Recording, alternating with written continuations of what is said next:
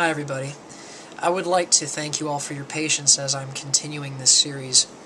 I know that I haven't made a video in a little while now. I've been thinking about what direction I want this series to go in, whether I want to just quickly move on to as many good arguments as I can think of, or whether I want to buckle down and get really deep into one argument at a time and answer objections that I've heard to the arguments.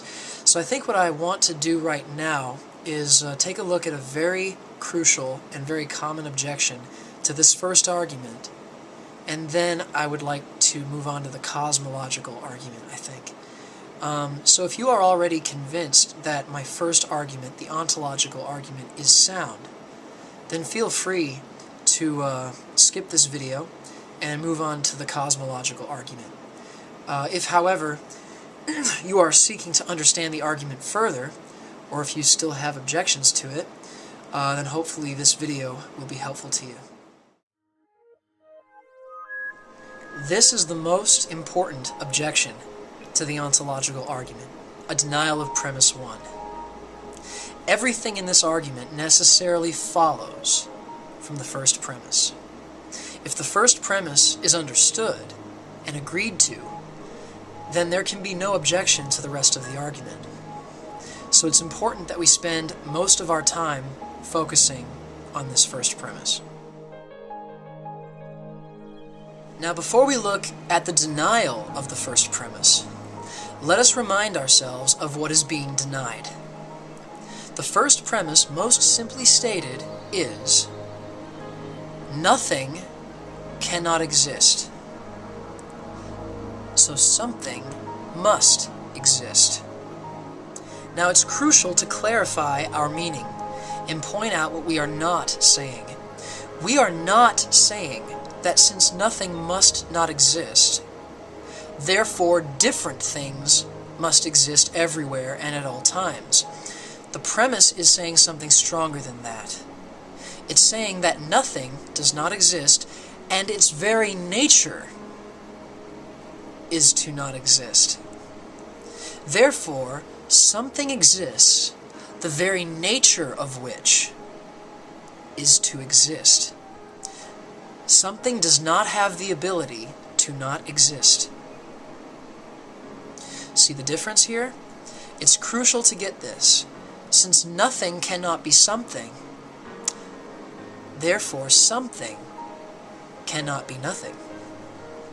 Something cannot ever not exist in any way. It exists by the necessity of its own nature. Its very essence is to exist. That is what premise 1 is saying.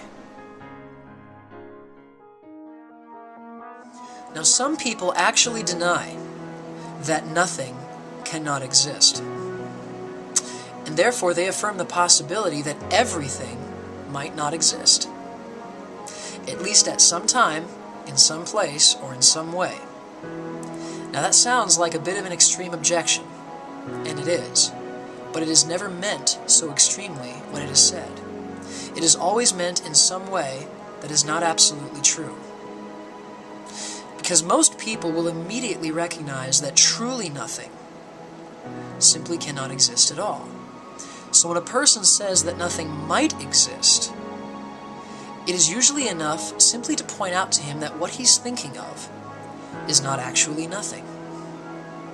For instance, one person at my job once rejected the first premise and said, "That's not true. Haven't you ever heard of dark matter?" So I asked him if he would please tell me about dark matter. And he proceeded to describe all of these different things about dark matter, all of these properties. And then I simply asked him, "So, is dark matter something, or is it nothing?" And he paused as if he was not expecting to hear that question.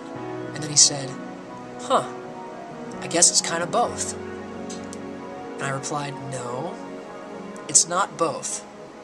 If it's kind of something, it's not nothing. It either has to be something or nothing." And so then he replied, "Okay, fine.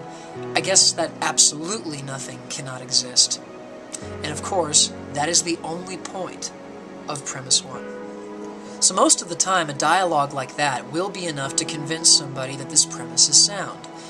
The problem, more often than not, is that the person is simply not thinking of truly nothing, or rather recognizing that truly nothing cannot be thought.